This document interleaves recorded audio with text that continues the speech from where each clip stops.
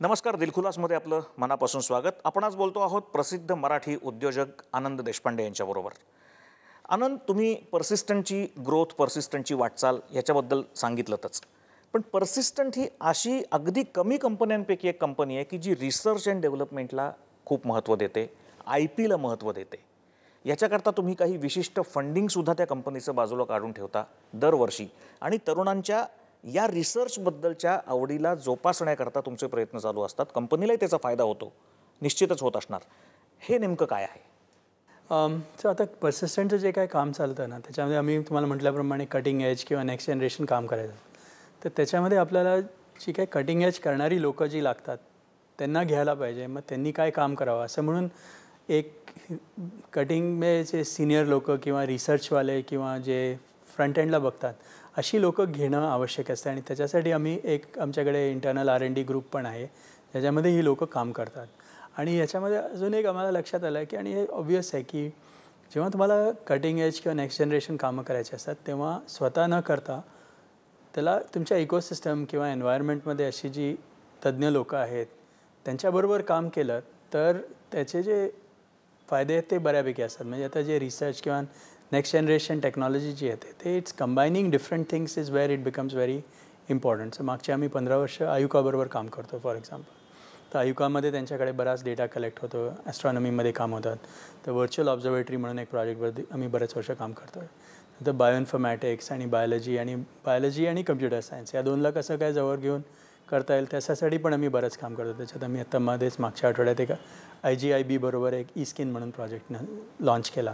तर हे अशा ज्या प्रकारचे प्रोजेक्ट्स आहेत ती करण्यासाठी रिसर्च, कोलॅबरेशन आणि या सगळ्यांना बरोबर घेऊन नेक्स्ट जनरेशन टेक्नॉलॉजीसाठी कसं काय नवीन गोष्टी बनवता येतील ते बघतो. त्यातल्या काही गोष्टी आम्ही ओपन सोर्समध्ये करतो. म्हणजे जे काय करतो, जे बनवतो ते बऱ्यापैकी खुल्या अवेलेबल असतात, त्या आमच्या पार्टनर्सच्या थ्रू आम्ही रिलीज करतो.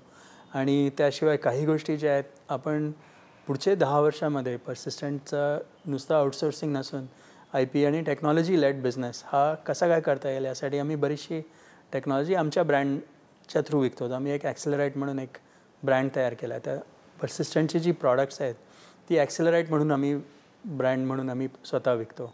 तर ती पण त्याच्यामध्ये आम्ही बराचसा IP डेव्हलप केलेला आहे. या सगळ्या गोष्टीमागे कॉर्पोरेट गव्हर्नन्स नावाचा एक प्रकार असतो की ज्याच्याकरता मला वाटतं तुम्हाला अवॉर्ड्स पण मिळालेले आहेत, की ज्याच्यामध्ये त्या गव्हर्नन्सचे काही रूल असतात, त्या गव्हर्नन्सचे काही कोड असतात, एक ट्रान्सपरन्सी पण असते, एक रिलेशनशिप पण असते आणि एक डिसिप्लिन पण असतो.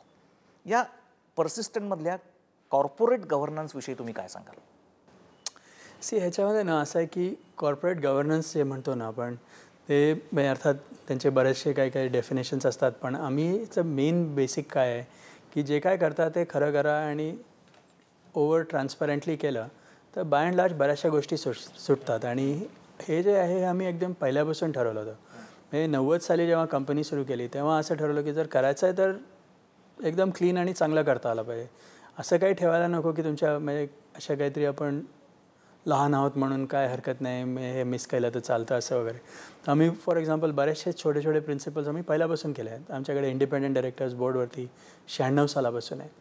2001मध्ये आम्ही पब्लिक नसतानासुद्धा आम्ही आमचे सगळे फायनान्शियल रेकॉर्ड्स वेबवरती टाकत होतो की जर पब्लिक कंपनी टाकू शकतो आम्ही पण टाकू शकतो. छोटे नंबर्स होते पण तरीसुद्धा ट्रान्सपरंटली टाकत होतो. प्रत्येक एम्प्लॉईला दर क्वार्टरला एक्झॅक्टली काय सिच्युएशन आहे, कुठले रिपोर्ट झाले आहेत, काय नाही ते झाले पाहिजे. प्रत्येक क्वार्टरला ऑडिटेड रिपोर्ट असायला पाहिजे.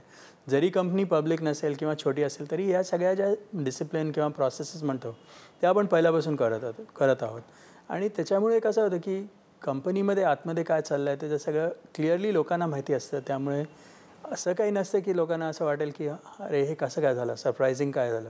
त्याच्यामुळे कॉर्पोरेट गव्हर्नन्सला one of the things is board governance, visibility to the board. आणि जेव्हा तुम्ही मार्केटला किंवा कोणाला सांगता ते आकडे काय असतात ते आमच्याकडनं जे काय आम्ही सांगतो ते बऱ्यापैकी एकदम 100% we are sure about what we are doing. पण व्हॉट अबाउट डिसिप्लिन? म्हणजे त्याच्याबरोबरच कॉर्पोरेट गव्हर्नन्समध्ये डिसिप्लिन हाही एक भाग असतो. When somebody tries to breach your disciplinary code or something like that, तिथे तुमचा 0 टॉलरन्स आहे का? तुम्ही काही अर्थातच म्हणजे आता कसं आहे की जे काय समजा करप्शन किंवा हे जे काय आपण आयटम प्रत्येक वेळेस बघतो त्याच्यामध्ये कसा ॲटिट्यूड आहे की तुम्ही जर करप्शन हा it's not one sided, it's two sided. So we have zero tolerance on these kinds of effects. आणि ह्याच्यामध्ये so we have to mandate and require that from people. आणि असे बरेचसे असतात हॅरॅसमेंट किंवा अशा जे काही इश्यूज असतात ज्याच्यामध्ये झिरो टॉलरन्स असायला पाहिजे, तिथे आमच्याकडे 100% म्हणजे we are very strict about it. आमच्याकडे ऑडिट कमिटी असते, त्याच्यानंतर आमचे इंटर्नल ऑडिटर्स असतात, ते आम्ही रेग्युलरली चेक करत असतो. कोणी असं सापडला तर असतं. पण ह्याच्यामध्ये कसं ना थोडासा बॅलन्स असा असतो की you don't want to be bureaucratic and totally crazy in trying to define that. So normally कसं असतं, you assume that a person is right till found guilty. उलटं नाही करायला पाहिजे की हा काहीतरी करतच असणार असं सुरू न करता you assume that people are honest and they are doing their job correctly until found guilty. अशा मॉडेलमध्ये प्रोसेस सिस्टम्स आणि असं करून, आणि टोटल कसं असतं की कल्चर जे म्हणतो आपण ते ह्याच्यावरती असतं. जर सगळे लोक असं करत असले तर कोणाला असं वाटतच नाही की आपण काहीतरी गैर करावं, कारण त्यांना असं लक्षातच नाही, असं अलाउडच नसणार असं सगळ्यांना ऑटोमॅटिकली वाटतं. आणि तो कल्चर अगदी पहिल्यापासून तर वडिलांनी सुरू केल्यापासून ते बऱ्यापैकी ह्याच्यात बघत होते आणि स्ट्रिक्टली फॉलो करत होते. आणि तो ऑल द वे थ्रू आत्तापर्यंत आम्ही फॉलो केलेला आहे. तर 2 मुद्दे मला तुम्हाला विचारायचे आहेत. वेळ कमी आहे म्हणून आपण पटपट त्याला स्पर्श करून पुढे जाऊयात, किंवा काही बाबतीत तुम्ही एलॅबोरेट करून सांगू शकाल. एक म्हणजे तुम्ही एक फाउंडेशन तयार केलं, त्या फाउंडेशनच्या कामाबद्दल. आणि दुसरं म्हणजे नवीन तरुण उद्योजक होऊ इच्छिणाऱ्यांकरता सुद्धा तुम्ही काहीतरी प्रयत्न करताय, ते नेमके काय आहेत? तर एक तर अर्थात पर्सिस्टंट फाउंडेशन जे आहे त्याच्यात आम्ही कॉर्पोरेट सोशल रिस्पॉन्सिबिलिटीमध्ये काम करतो. पण त्याशिवाय मी असं होतं की 25 वर्ष काम केल्यानंतर पुढे काय, हा एक जो विचार घेतो आपल्या मनामध्ये, त्याच्यात मी सर आणि फॅमिली मेंबर्स म्हणजे माझी बायको आणि 2 मुलं, आम्ही ठरवलं की असं काहीतरी नवीन मोठं काम करावं की जे लास्टिंग फॉर एव्हर असं राहील अशा प्रकारचं. आणि जेव्हा असं होतं तेव्हा आपण बघतो की बिल गेट्स फाउंडेशननी Bill and Melinda Gates Foundation असं तयार केलं. तर म्हणून आम्ही पण ठरवलं की आपण आपली स्वतःची एक फाउंडेशन तयार करावी. तर म्हणून आम्ही एक दे आसरा फाउंडेशन म्हणून फाउंडेशन तयार केली. दे आसरामधले दी इज फॉर देशपांडे, ASRA आनंद, सोनाली, रिया आणि अरुल म्हणजे आमचे फॅमिली मेंबर्स. दे आसरा. DEASRA. काय करतं हे फाउंडेशन? DEASRA.in तुम्ही गेला तर दिसेल.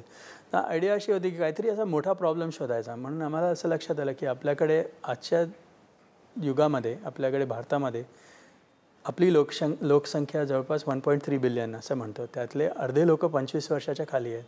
त्यामुळे प्रत्येक वयाला आपल्याकडे जवळपास 25 मिलियन म्हणजे 2.5 कोटी लोक दर वयाची आहेत. 18 वर्षाची 2.5 कोटी आहेत, 19 वर्षाची. त्यामुळे आपल्याकडे जी जॉब रिक्वायरमेंट जी आहे ती महिन्याला 10 ते 15 लाख नवीन जॉब्स तयार करणं हा एक चॅलेंज आहे.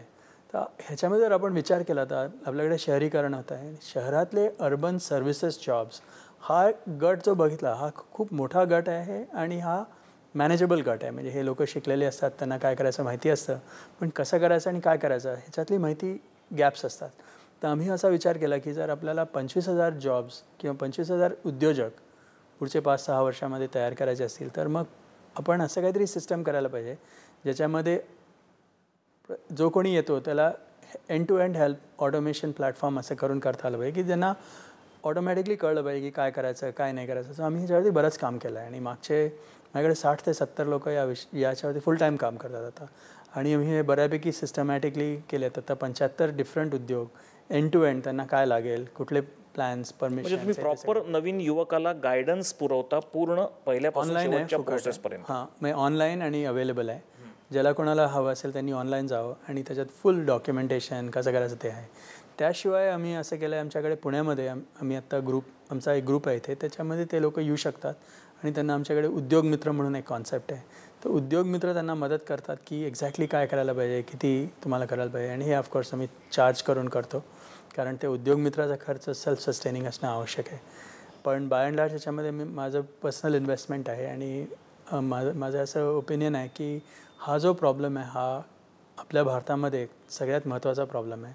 आणि जे युवक आहेत त्यांनी नुसतं जॉब्स न शोधता जॉब क्रिएट करावे. तर आपल्याकडे जॉब सीकर नसून जॉब क्रिएटर हवेत. आपल्याला उद्योजकांची गरज आहे आणि छोटे छोटे उद्योजक हे करणं अगदी सहज शक्य आहे आणि ॲक्च्युली प्रत्येकाला शक्य आहे. आणि ह्याच्यातलं जे मिस्टिसिझम किंवा गुडनेस आहे तो आम्ही काढून प्रोसेस ड्रिवन की तुम्हाला जर उद्योजक व्हायचं असेल तर तुम्हाला काय लागेल ते एंड टू एंड कसं करावं ते आम्ही बऱ्यापैकी टेम्पलेट केलेलं आहे.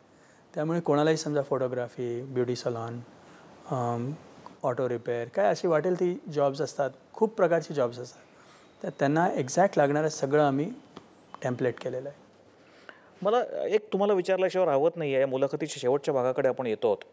सध्याची आपल्या देशामधली तरुणांची स्थिती, औद्योगिक स्थिती, आर्थिक स्थिती ही बघताना मी संदेश वगैरे असा काही मोठा शब्द वापरणार नाही, तुम्ही तरुणांना काय संदेश द्याल वगैरे, पण तुम्ही ज्या पद्धतीने एखाद्या मध्यमवर्गीय मराठी घरामधून एक युवक येतो, तो IIT करतो, अमेरिकेतली लठ्ठ पगाराची नोकरी बाजूला ठेवून आपल्या देशामध्ये काहीतरी करायचं म्हणून भारतामध्ये येतो, आणि तुम्ही आत्ता म्हणालात तसं तुम्ही युवकांना मार्गदर्शन करण्याचा एक वेगळा प्रयत्नही करता आहात. तुम्हाला काय वाटतं, सध्याचा युवक हा फक्त शॉर्ट साइटेड गोष्टी करतो आहे? प्रत्येक पालकाला असं वाटतं आपला मुलगा इंजिनियर व्हायचं म्हणजे IITच व्हायला पाहिजे, किंवा NIT मधूनच त्यांनी जायला पाहिजे, किंवा बिट्स पिलानीमध्येच जायला पाहिजे, किंवा त्यांनी डॉक्टर व्हायला पाहिजे, किंवा CAच व्हायला पाहिजे. ह्याच्या पलीकडे आत्ता जाण्याकरता जग ज्या वेगळ्या दिशेने काही करतं आहे, तसं काही तुम्ही तरुणांना सांगू शकाल? हो, असं आहे की ना, तरुणांना सगळं माहिती आहे ॲक्च्युली. त्यांच्या पेरेंट्सला सांगायला पाहिजे की पेरेंट्सना सांगा, पेरेंट्सना सांगा, तुम्ही याच्या मागे लागू नका. बरोबर. त्यांना माहिती आहे काय करायचं ते. आणि माझं असं ओपिनियन आहे की आजच्या देशामध्ये, आपल्या देशामध्ये आपली जी 7-8% प्रगती होते आणि पुढच्या काही वर्षात अजून वाढणार आहे. त्यामुळे सर्व प्रकारचे जॉब्स आणि ॲक्टिव्हिटीज आपल्याकडे तयार होणार आहेत. फक्त इंजिनियर्स लोकांची गरज नाही आहे आपल्याला. बायोलॉजिस्ट, डॉक्टर, सगळ्या प्रकारचे उद्योजक किंवा फोटोग्राफर किंवा काय वाटेल ते म्हणा, इवन एंटरटेनमेंट आणि एंटरटेनमेंट, प्रत्येक प्रकारचे लोक लागणार आहेत. तर कसं आहे ना, तुम्ही काय केलं हे महत्त्वाचं कमी आहे, तुम्ही कसं केलं त्याला जास्ती महत्त्व आहे. तुम्ही जे काय कराल ते एकदम चांगल्या प्रकारे केलं आणि you are a leader in that market, you are an individual leader in particular thing, you will always have things to do.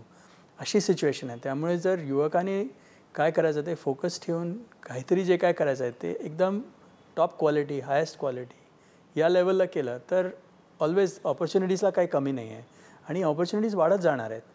त्यामुळे आणि हे युवकांना समजतं ॲक्च्युली. म्हणजे असं माझं ओपिनियन आहे की युवक आत्ताचे बऱ्यापैकी व्हायब्रंट आहे, वेल एज्युकेटेड, वेल सेट आहेत. पण आपलं जे सिस्टम आहे किंवा पेरेंट्स आहेत किंवा आपण जे इंटरनल विचार करतो त्याच्यामध्ये आपण थोडंसं ओपनिंग ठेवलं, लोकांना, युवकांना काय करायचं ते करू दिलं तर. पण तुम्हाला असं वाटतं बाहेरच्या देशांच्या तुलनेत, म्हणजे विशेषतः पाश्चात्य देशांच्या तुलनेमध्ये आपल्या देशाचे युवक ह्या इतर गोष्टींमध्ये कुठेही कमी पडत नाही असं वाटतं तुम्हाला? नाही, असं नाही. त्यांचा आउटलुक थोडा वेगळा आहे. बाहेरच्या देशांमध्ये कसं आहे की बरेच वर्ष ते श्रीमंत असल्यामुळे म्हणा, तसं जॉब ओरिएंटेड अप्रोच कमी असून बरेचसे लोक क्लासिक्स किंवा हिस्ट्री वगैरे असं करून मग नंतर बाकीच्या काही गोष्टी करतात. तर असा जो प्रकार आपल्याकडे, जी फ्लेक्सिबिलिटी बाहेरच्या देशांमध्ये दिसते एज्युकेशन सिस्टममध्ये, ती आपल्याकडे फार कमी आहे आणि त्याची असणं आवश्यक आहे. कारण आपण जेव्हा पुढचे 5-10 वर्ष बघू, जे काय आपण आज शिकलो ते बऱ्यापैकी 5-10 वर्षामध्ये चालेलच असं सांगणं कठीणच आहे. आउटडेट कम्प्युटर सायन्समध्ये तर आमच्याकडे 3-4 वर्षामध्ये तुम्ही जे काय शिकलात ते बऱ्यापैकी आउटडेट होतं. त्यामुळे तुम्ही कसं शिकता आणि कसं शिकू शकता त्याला जास्ती महत्त्व आहे. काय शिकता त्याला तेवढं महत्त्व नाही आहे. तर त्यामुळे जे नेटवर्क किंवा बाकीच्या गोष्टी करणं आवश्यक आहे त्याला आपण बऱ्यापैकी जोर द्यायला पाहिजे आणि महत्त्व ठेवायला पाहिजे.